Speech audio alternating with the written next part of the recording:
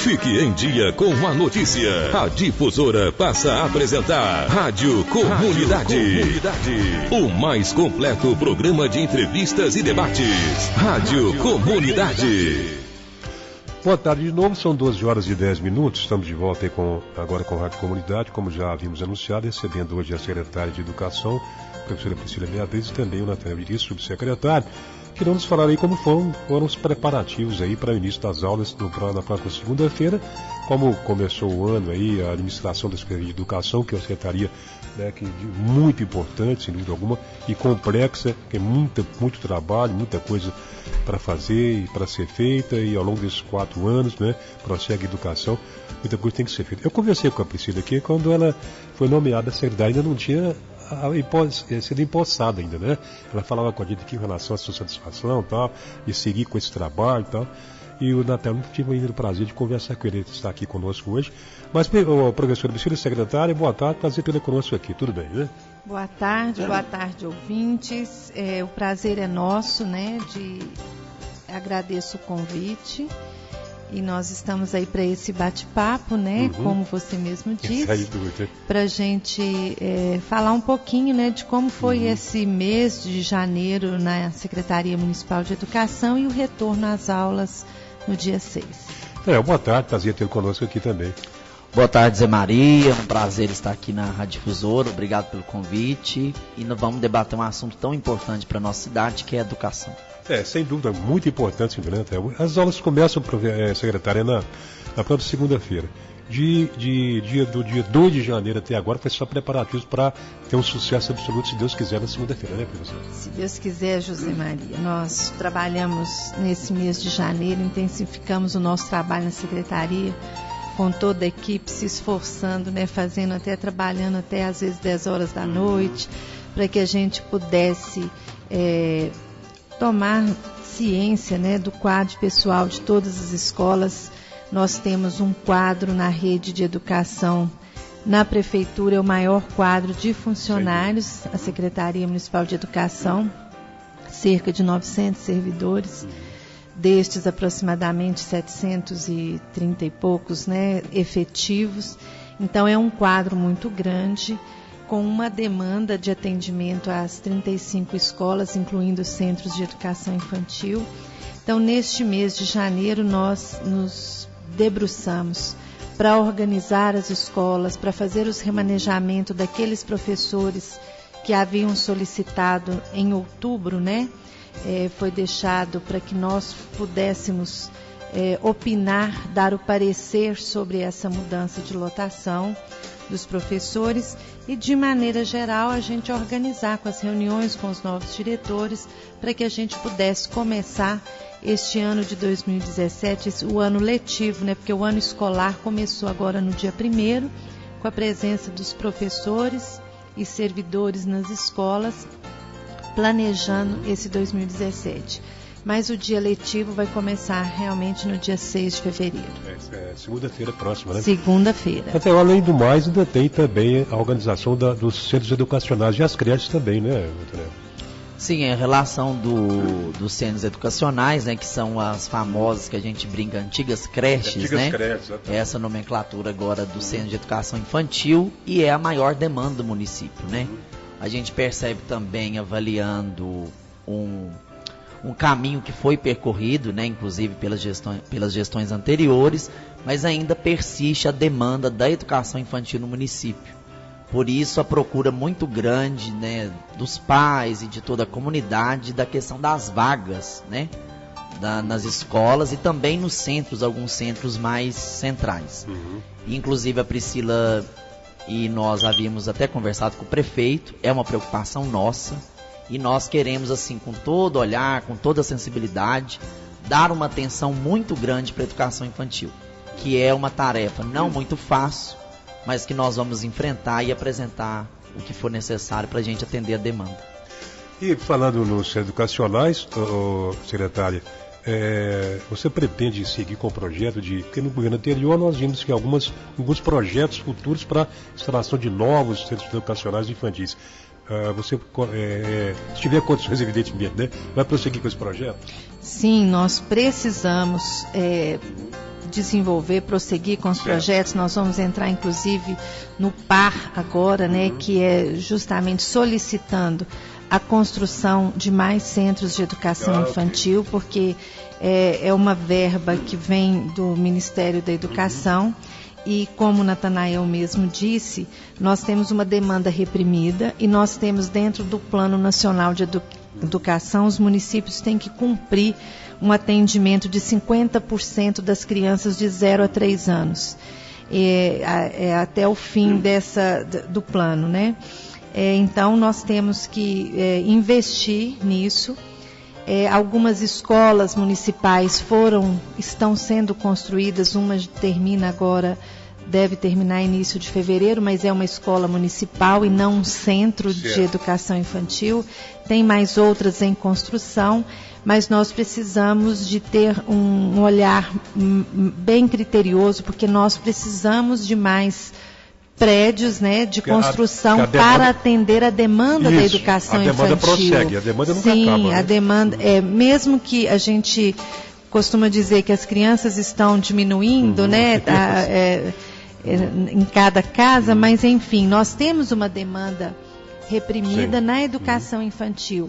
E muitas vezes há uma pressão muito grande para ofertar nessa ou naquela escola, e nós temos também, às vezes, um número de alunos pela legislação que a gente pode colocar ali. Então a gente não pode fugir daquilo, porque senão nós respondemos, né, por essa situação.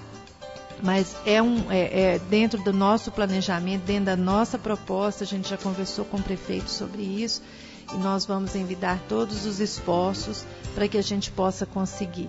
A gente sabe que construção de um prédio, ele demora, ele tem tempo, mas nós vamos ver assim, quais os ajustes que a gente vai poder fazer dentro daqueles que já estão sendo construídos. A gente tem visto praticamente quase todos os anos, embora isso aí vem diminuindo, mas há alguns problemas com relação à localização dos alunos. Sempre os pais, né, vão lá, eu quero no outro lugar, eu não quero aqui, tá? Como é que foi esse problema esse ano, professora secretária?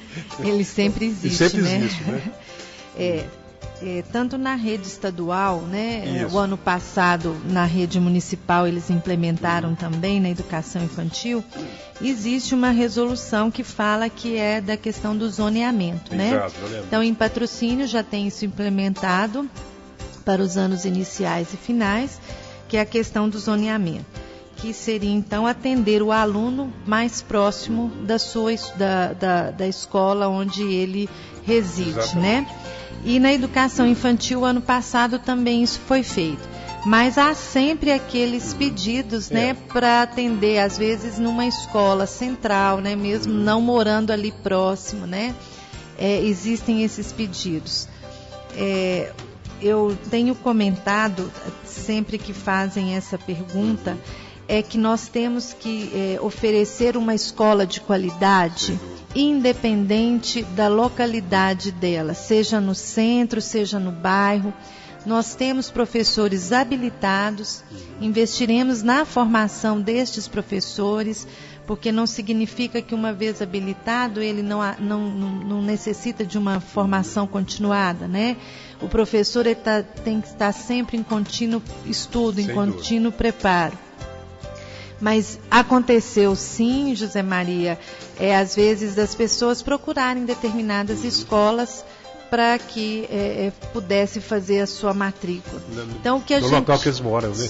Às vezes não, às vezes não no local que eles moram, às vezes às vezes não, às vezes numa escola que eles gostariam que seu filho estudasse. Então, o que a gente tem feito havendo a vaga nestas escolas que o cidadão pretende, né, que o pai ou o responsável pretende, é claro que nós estamos matriculando. Não havendo essa vaga, o aluno não fica sem escola, porque isso a gente tem que garantir, seja na rede municipal, seja na rede estadual. Então a gente tem conversado e dialogado com os pais nesse sentido. Quando um governo prossegue, tudo bem, né, o quadro de professores já está informado, prossegue, né, mas quando há uma transição, uma mudança, há que se formar outro quadro. Como é que está esse quadro? Aí para começar a segunda-feira. Então, Zé Maria, enquanto coordenador de planejamento, a gente como é uma nova administração, uma nova gestão, a gente se deparou com um quadro, né, extremamente, a maioria dos servidores efetivos. Aí a gente até brinca que os servidores efetivos também têm uma demanda, porque, por exemplo, se um servidor efetivo está lotado num bairro afastado e ele mora no centro. Então, por desejo legal, ele pode pedir, fazer um pedido de remoção e a gente tentar atender esse pedido. Inclusive, foi uma questão muito preocupante, né, que a gente está estudando ainda, que a gente tem que analisar, olhar o aspecto legal e montar esses pareceres para dar uma resposta para o servidor efetivo, que às vezes espera uma mudança de lotação, às vezes também tem uns casos mais graves, né, que é a questão da saúde, readaptação e etc. Agora, a questão do quadro de contratos, enquanto Secretaria de Educação, houve celebrados alguns, mas inclusive entrando na lógica de um país que está em frangalhos, né? O país crise nosso passa tremenda, uma crise tremenda, e patrocínio também não é diferente. Inclusive o prefeito, ao baixar o decreto de estado de calamidade, é um decreto que precisa ser lido, estudado, e nós, enquanto secretaria, também não podemos nos dar ao luxo, né, de achar, porque também a demanda é grande, mas que a gente não pode conter alguns gastos. Isso está sendo feito, nós olhamos assim com cuidado, com critério. Inclusive a Priscila tem muito um olhar atencioso nessa questão, e a gente está tentando aos poucos organizar esse quadro. Eu acredito que para o dia 6 o nosso quadro já está totalmente preenchido, vai ser atendido o que for necessário, as demandas que forem aparecer durante o ano, mas a questão funcional foi assim, até um desgaste nosso, né?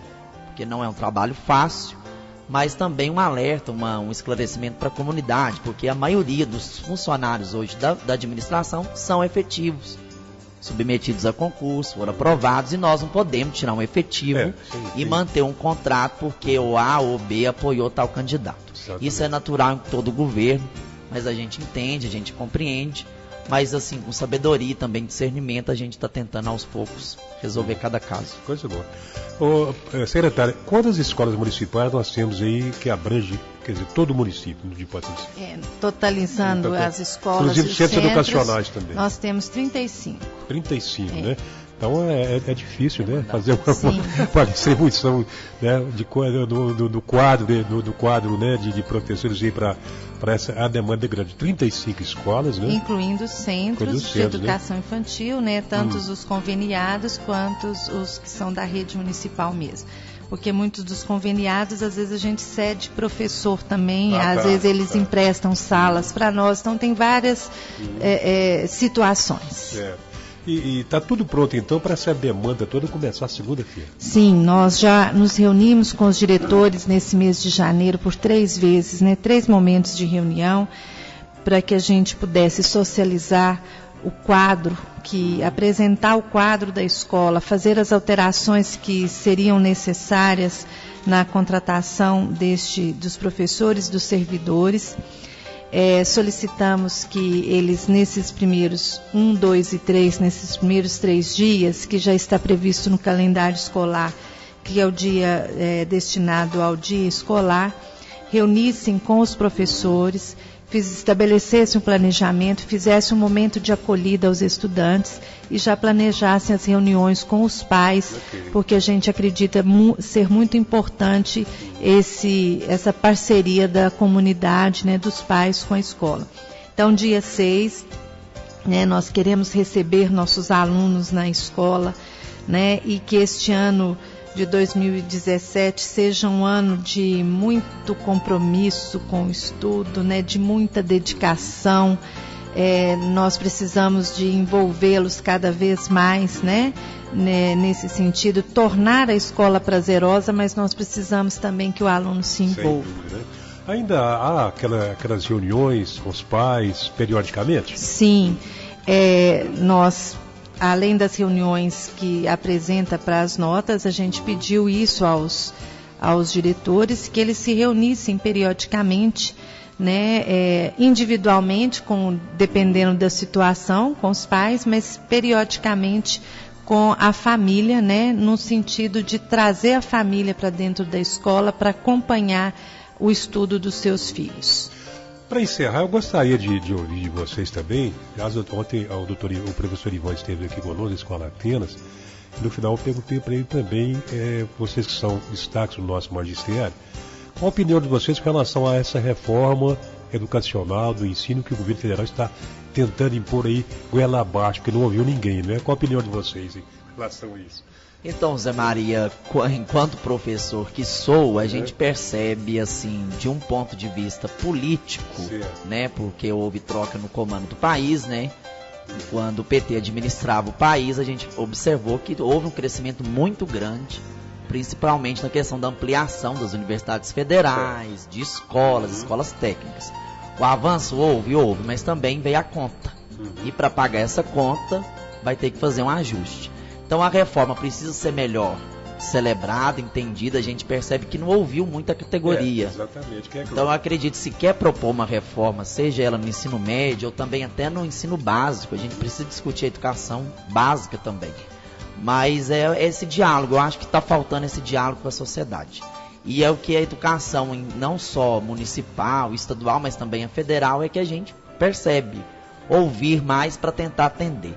E educação também envolve investimento, envolve dinheiro. Então, sabendo da situação que está o país hoje, eu acho que é uma reforma que vai demorar ainda um tempo para ser aprovada. É que o governo terá tempo suficiente para ouvir, né, a classe, porque não ouviu, né? Sim. Isso é muito importante, Zé Maria, a gente discutir com quem está fazendo o processo na sala de aula.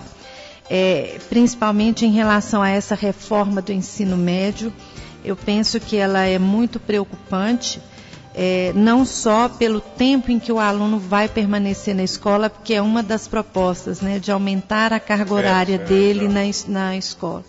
Nós tivemos isso no Estado num governo anterior, né?